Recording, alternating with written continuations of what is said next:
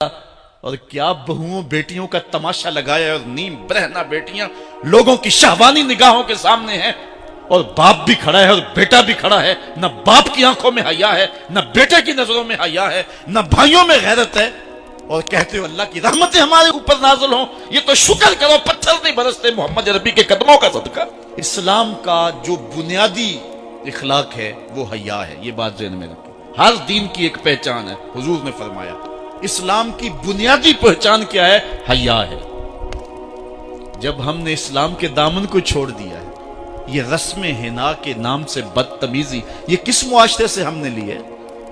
ہمارا تو رب یہ بھی گوارا نہیں کرتا کہ ہفتے کے دن کی تعظیم ہو اور اونٹ کا گوشت ایک بندہ ترک کرے یہودیت کی رسم سمجھ کے، اسلام سے ٹکراتا نہیں ہے، پھر بھی جو ہے وہ اسلام اس کو گوارا نہیں کرتا۔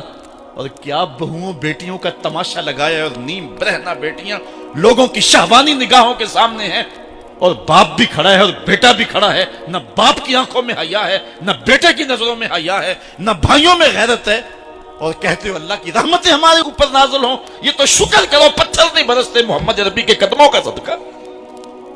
اگر ان کی رحمت نہ ہو درمیان میں ابھی آگ لگ جائے دونوں جہاں میں۔ یہ تو ان کی رحمت ہے کہ پتھر نہیں برستے۔ پچھلی قوموں نے ایک ایک جرم کیا، کسی کے اوپر پتھر برسے، کسی کے اوپر خون برسا، کسی کے اوپر ایسا زلزلہ آیا کہ نیچے والی جگہ اوپر اور اوپر والی بستیاں نیچے، لیکن اس امت پر ایسا نہیں ہوگا۔ اللہ کہتا محبوب تیری وجہ سے نہیں ہوگا، ورنہ حضور نے فرمایا کہ یہ امت پچھلی امتوں کے قدموں پر قدم رکھے گی۔ یہاں تک حضور نے فرمایا کہ اگر کسی شخص نے اپنی ماں کے ساتھ بھی زیادتی کی ہے تو یہ وہ بھی کرے گا۔ اور دیکھ رہے ہیں کیا کچھ نہیں ہو رہا، قبروں سے مردے اکھاڑ کر کے ان کی بے حرمتی نہیں کی جا رہی۔ کبھی ایسا بھی ہوا تھا؟ کیا کچھ نہیں ہو رہا؟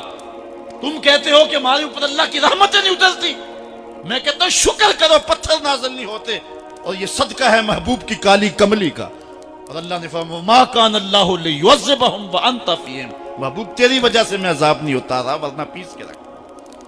تو ہم اپنے آپ کو دیکھیں، اپنے کردار کو دیکھیں، اپنے حوال کو دیکھیں، سر سے لے کر پاؤں تک ہم اسلام میں آ جائیں، چھوڑیں آدھا تیتر آدھا بٹیر، جہاں جی چاہا اسلام کے دامن میں آگے اور جہاں جی چاہا ادھر چلے جائیں، مسجد میں بھی چندہ دیا اور ہوٹل میں بھی شراب پی، رب بھی خوش رہے شیطان بھی راضی رہے، ایسا نہیں ہوگا۔ رب کہتے ہیں نہیں کرے میرے ہو تو پھر میرے ہی ہو۔ کوئی بھی غیرت مند محبوب نہیں جو ہے تسلیم کرتا کہ میرا محب کسی اور کی طرف نظر اٹھا کے بھی دیکھے، تو رب سب سے بڑا غیرت مند ہے، وہ نہیں چاہتا میرا ہو اور کسی اور کی طرف دیکھے۔ تم کون ہے؟ مغربی تہذیب لگتی کیا ہے تمہاری؟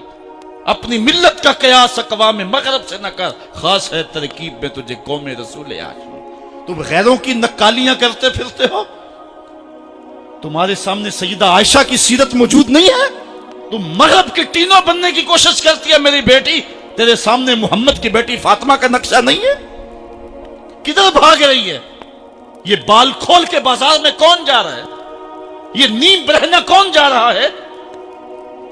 دیکھ محمد عربی تجھے کیا آواز دے رہے ہیں، ان کا لہجہ کیا، اس کو سن اور زندگی کو اس کی مطابقت میں گزار۔ اصل ہمارے دل زنگ آلود ہو گئے، اس دنیا کے اس ماحول نے ہمیں اس طرح کر دیا ہے کہ آج ہمیں سمجھ نہیں آ رہی کہ ہم کدھر جائیں۔ علماء فرماتی ہیں جب دل زنگ آلود ہو جائیں تو پاک لوگوں کی صحبت اختیار کریں، اور کثرت ذکر، حضور نے ارشاد فرمایا لکل شین سقالہ وسقالۃ القلوب ذکر اللہ، ہر شے کا زنگ اتارنے والی کوئی چیز ہے، دلوں کا زنگ لگ جائے تو اللہ کا ذکر کیا کرو، دلوں کا زنگ اتر جائے۔ اور ایک اور حدیث میں حضور نے دلوں کا اور من کا میل اتارنے کے دو نسخے بیان کیے، ایک کثرت کے ساتھ موت کو یاد کرنا، کثرت کے ساتھ موت کا تذکرہ، اور دوسرا کثرت کے ساتھ جو ہے وہ تلاوت کلام مجید۔ اصل 10-15 سالوں سے ہمارے ساتھ جو کچھ ہوا ہے، آج اگر کوئی تذکرہ موت کرے، کوئی آخرت کی یاد دلائے، کوئی عمل کی بات کرے، وہ کہتے ہیں یہ تو ویسے خوش کیسے، کیا پتہ، قبر کا مذاق اڑا رہا ہے۔ اللہ اکبر، قبر دا خوف دے دے کے لوکی مینوں ڈرا دے۔ میں کہتا ہوں لوگ ہے کون ڈرانے والے؟ منکر نکیر کا پتہ آمنہ کے لال نے دیا، قوم کو بے عمل بنایا جا رہا ہے، اور ان کے سینے سے خوف خدا اور خشیت الہی جو ہے وہ کچھ جا رہی ہے، اور یہ سب کچھ دین کے نام پہ کیا جا رہا ہے، اور چند مفاد پرست لوگوں نے ترہیب اور ترغیب جو کہ اسلام کا مزاج ہے، تبشیر اور تنذیر نبی کا منصب ہے، اس کا مذاق اڑا کے رکھ دیا اور انہوں نے ایک متوازی دین دے دیا ہے، جس کے نتیجے کے اندر قوم کی بے عملی جو ہے وہ پختہ تر ہو گئی اور اس کو وہ دین کا رنگ دے رہے ہیں۔ اللہ کے محبوب علیہ الصلوۃ والسلام نے فرمایا کہ دلوں کو زنگ لگ جائے تو ذکر سے اترتا ہے، دلوں کو زنگ لگ جائے تو قرآن سے اترتا ہے، دلوں کو زنگ لگ جائے تو موت کی کثرت کے ساتھ یاد کرنے سے اترتا ہے۔ قرآن مجید کی تلاوت معمول زندگی بنا۔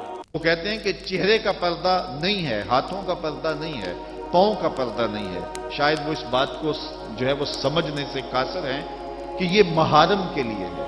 عورت کا مخصوص اعضاء کا پردہ تو اس کے باپ سے بھی ہے، اس کے بھائی سے بھی ہے، اس کے محارم سے بھی ہے، حتیٰ کہ بیٹے سے بھی ہے۔ لیکن یہ جو اعضاء ہیں ان کا پردہ بھی عورت کے اوپر لازم ہے، چونکہ جو شر پیدا ہوتی ہے وہ چہرے سے اس کا آغاز ہوتا ہے۔ تو میں ایک بات کہا کرتا ہوں کہ یہ جتنے دلائل ہیں، ان دلائل کے جواب بھی علماء نے دیے ہیں، یہ ساری بحث کی جا سکتی ہے۔ میری مائیں بہنیں تصور کر لیں کہ سیدہ فاطمہ تو زہرا کا پردہ کیسا ہوگا، تو ان کے تصور میں حیا میں لپٹی ہوئی فاطمہ دکھائی دے گی۔ بلکہ سیدہ فاطمہ تو زہرا سے جب پوچھا گیا کہ عورت کا صحیح پردہ کیا ہے، تو انہوں نے کہا کہ عورت کا صحیح پردہ یہ ہے کہ وہ کسی مرد کو نہ دیکھے اور کوئی مرد اس کو نہ دیکھے۔ حضرت عبداللہ ابن مکتوم رضی اللہ تعالی عنہ کے سامنے ازواج مطہرات نے پردہ نہیں کیا تو وہ آنکھوں سے نابینے تھے، تو حضور نے اس پر انہیں تنبیہ کی کہ تم نے پردہ کیوں نہیں کیا؟ تو انہوں نے کہا حضور وہ تو نابینا ہے۔ تو فرمایا کہ تم نابینا تو نہیں ہو۔ تو پردہ مرد سے بھی ہے، جہاں فتنے کا امکان بھی ہو، شریعت نے وہ راستہ ہی مسدود کر دیا ہے تاکہ کل کوئی فتنہ کھڑا نہ ہو جائے۔ تو میں سادی سی بات یہ کرتا ہوں کہ پردے کے حوالے سے دلائل کی دنیا بھی ایک بہت بڑی دنیا ہے، لیکن میری مائیں اور بہنیں یہ تصور کریں کہ سیدہ فاطمہ تو زہرا کا پردہ کیا ہوگا، تو یہ تصور کرنے سے ہی طبیعت میں حیا پیدا ہونا شروع ہو جائے گا، اور سیدہ کا پردہ اور ان کی عصمت اور ان کی آبرو کا انداز سمجھ میں آ جائے گا۔ حضرت اسماء بنت امیس رضی اللہ تعالیٰ عنہ فرماتی ہیں کہ میں سیدہ فاطمہ تو زہرا کے پاس بیٹھا کرتی تھی، اور انہیں سب سے زیادہ فکر اس بات کی تھی کہ زندگی میں تو عورت اپنے پردے کی حفاظت کر لیتی ہے، لیکن مرنے کے بعد جب پٹڑے پہ چارپائی پہ اسے ڈالا جاتا ہے تو اس کا جسم جو ہے وہ جنبش کرتا ہے اور وہ مختار نہیں ہوتی ہے، تو اعضاء دکھائی بھی دیتے ہیں، اعضاء کی حیت بھی سمجھ میں آتی ہے، تو یہ بڑا مشکل لمحہ ہوگا جو مرنے کے بعد درپیش ہوتا ہے۔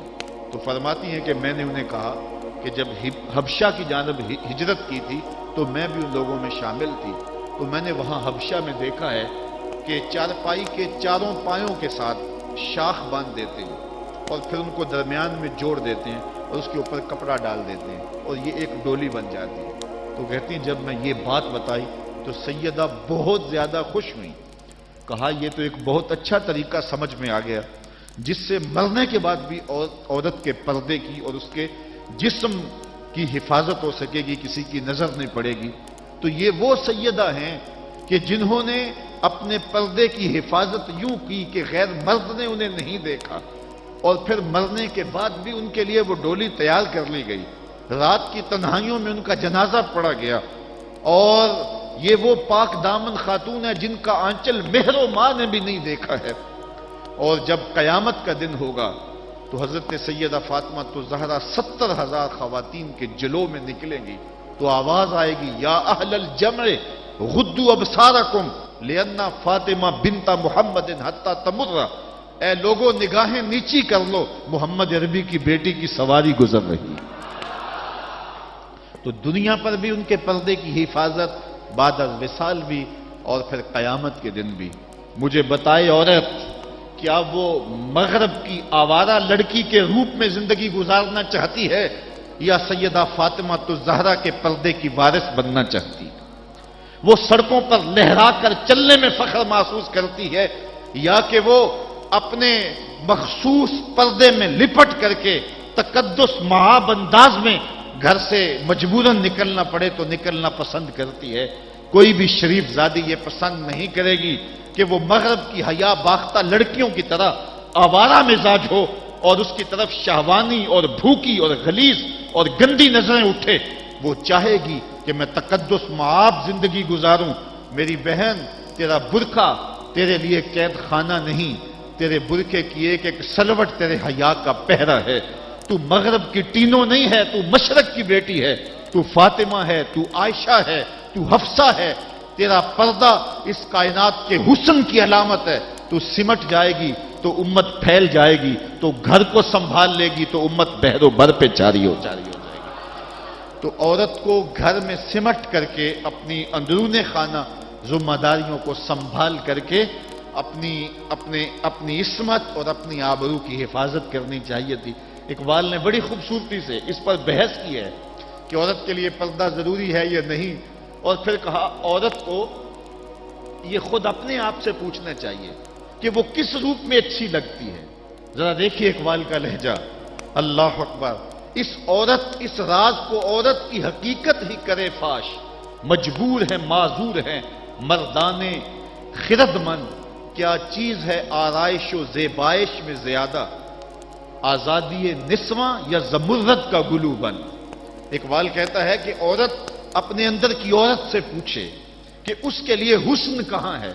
زمرد کا گلو بند اس کو دیا جائے اور وہ پردے میں جو ہے وہ سمٹ کر کے گھر کی ملکہ بن کے رہے، تو یہ اس کے لیے زیادہ اعزاز اور عزت اور فخر کی بات ہے، یا وہ جو ہے وہ آزادی نسواں کے نام سے بازاروں میں گھومتی پھرے اور مردوں کے سامنے ہنس ہنس کے باتیں کرتی پھرے.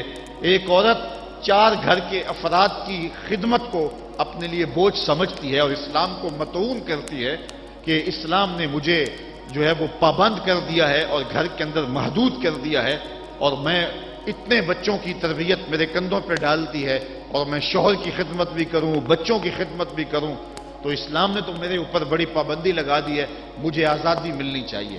اور وہ عورت جو 4 بچوں کی خدمت اپنے لیے بوجھ سمجھتی ہے اور پھر وہ 300 مسافروں کو ہنس ہنس کے کبھی پانی پیش کرتی ہے، کبھی کھانا پیش کرتی ہے. 300 مسافروں کو ہنس ہنس کے مسکرا کے لہک لہک کے پانی پیش کرنا اور کھانا دینا، اور مختلف ذہنیتوں اور گندی سوچوں کے حاملین لوگ بھی اس طبقے میں موجود ہوتے ہیں اور ان کی شہوانی نظروں کا شکار ہونا. کیا عورت کے لیے یہ عزت ہے، یا عورت کے لیے یہ عزت ہے کہ گھر کی 4 دیواری میں سمٹ جائے اور تقدس ماحول کے اندر اپنے بچوں کی تربیت کرے؟ عورت کو جتنی ذمہ داریاں دی گئی ہیں وہ صرف ان کو سنبھال لے اور ان کے سنبھالنے کا حق ادا کر دے تو وہ ایک اچھے معاشرے کی تشکیل کی ضمانت بن جاتی ہے. سیدہ فاطمہ الزہرا رضی اللہ تعالی عنہا کا وجود ہمارے لیے ایک روشن، ایک منور اور ایک تابع جو ہے وہ وجود ہے، جس سے ہم مخدرات اسلام کی تربیت کے خد و خال لے سکتے ہیں. اقبال کہتا ہے تو نہ دانی کہ سوزے کراتے تو دیگر گوں کر تقدیر عمر را. میری بہن، اگر تو بہن ہو کے قرآن پڑھے تو عمر کی تقدیر بدلتی ہے، اور اگر تو ماں ہو کے قرآن پڑھے تو بیٹا نیزے کی نوک پہ قرآن سناتا. کربلا کے تپتے ہوئے ریگزار میں پیاسا ہونے کے باوجود حضرت امام حسین جو باطل کے آگے ڈٹے ہوئے ہیں اور جھک نہیں رہے ہیں، اور 71 لاشیں کندھوں پہ اٹھا کے خیموں تک پہنچا چکے ہیں، پھر بھی استقامت کا کوہ گراں بنے ہوئے ہیں. یہ حسین ابن علی کا کمال تو دکھائی دیتا ہی دیتا ہے، لیکن ذرا غور کی آنکھ سے دیکھو پیچھے فاطمہ کے دودھ کا اثر دکھائی دیتا ہے. تو اگر مائیں پردے میں سمٹ جائیں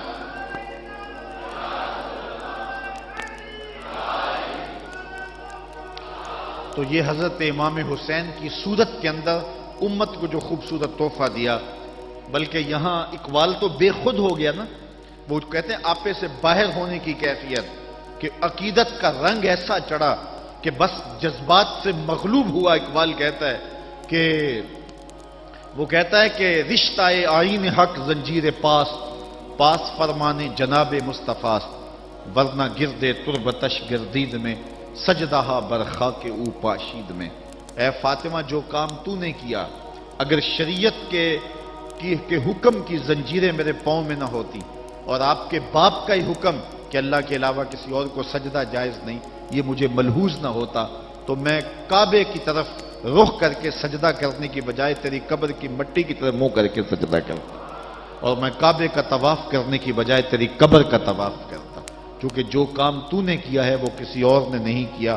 نبی کے گھر کی ہے عظمت، نبی سے سنتے ہیں، علی کے گھر کی ہے عزت، علی سے سنتے ہیں، وہ جس نے معزز کیا گھرانے کو، حسین پال کے جس نے دیا زمانے کو۔ تو یہ تھا حضرت سیدہ فاطمہ تو زہرا رضی اللہ تعالی عنہا کا کردار۔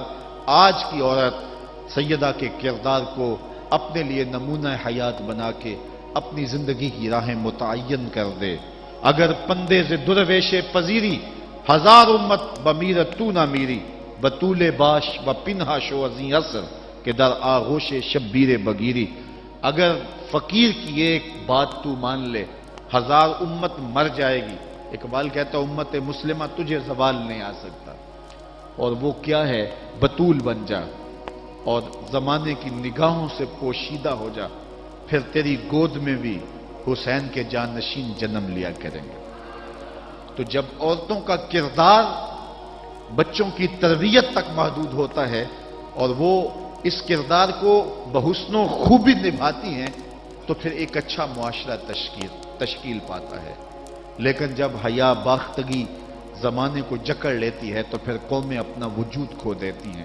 ہمیں ان تمام اسباب پہ غور کرنا چاہیے جس نے اس امت کو عروج سے زوال کی طرف دھکیل دیا، تو ہمیں ایک سبب یہ دکھائی دے گا کہ مخدرات اسلام کا جو کردار تھا، جو ذمہ داریاں تھیں، وہ اس نے پھر ادا جب کرنا چھوڑ دی اور اپنے دائرہ کار سے باہر آ گئیں، تو پھر وہ ذمہ داریاں نہ نبھانے کے سبب امت روح بزوال ہوئی۔ گھروں میں بیٹھ کر کے ماؤں نے تربیت کی تھی۔ ہم نے دور اسلام کے اندر بڑے بڑے مشکل حالات دیکھے ہیں۔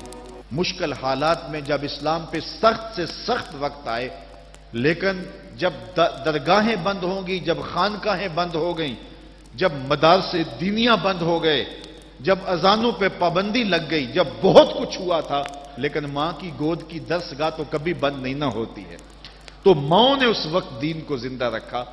آج بھی ہمیں اسی طبقہ نساء سے امید ہے کہ یہ دوبارہ امت کی نہضت کے لیے جو ہے وہ ایک با ہمت کردار ادا کریں گی۔